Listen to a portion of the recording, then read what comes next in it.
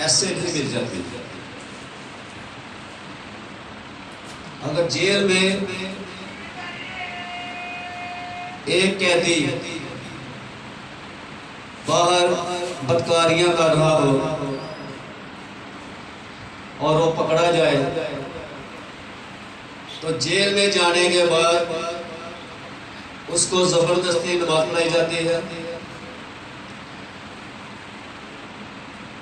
लेकिन वो दुआ करता है कि या अल्लाह पाक मुझे आज़ाद कर दे और मैं 5 वक्त की नमाज पढ़ूंगा। लेकिन ये इंसानी फितरत है कि जब वो बाहर आता है फिर उन्हीं गलत कामों में लग जाता है। उसको ये याद ही नहीं रहता कि मैं अंदर से अपने अल्लाह से क्या वादा कर गया था। किसी ने कहा था ना कि वो एक ने मन्नत मानी थी तो दरिया में डूब रहा था, उसने मन्नत मानी कि या अल्लाह पाक मुझे बाहर निकाल दे, मैं देख दूंगा। समुद्र ने ठल मारी, आदमी बाहर आ गया, बाहर आ कहने लगा कौन सी देख,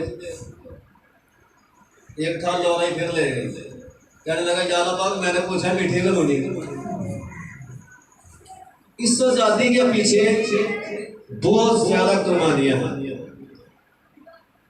अगर तहरीक को देखा जाए, उसे टटोला जाए तो खून ही खून नजर आएगा।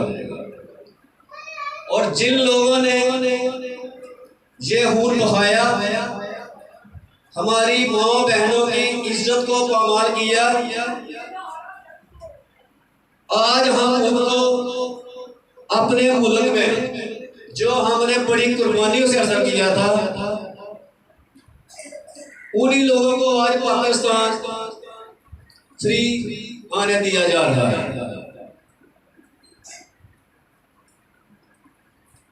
और मुसलमान इतने पैसे जमा नहीं कर सकता, 5.5 लाख हो तो आज करेगा।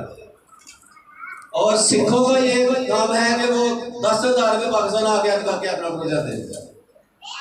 ये अल्फाज हमारे सिराजों के हैं। नौजुबिल्लाह वो कहता है कि सिखों का मकाम देना पाकिस्तान में, जिस हमारे सरबराह को ये अकल नहीं कि बात कैसे करती है। सुबह वो बात करता है, शाम को भूल जाता है। ये सब हमारा कसूर है। हम बॉन्ड हो गए हैं इन बरादरियों के, हम बॉन्ड हो गए हैं सलाम दुआ के। मुझे पता है कि इस मैं चीज में बोल रहा हूँ तो ये गलत है।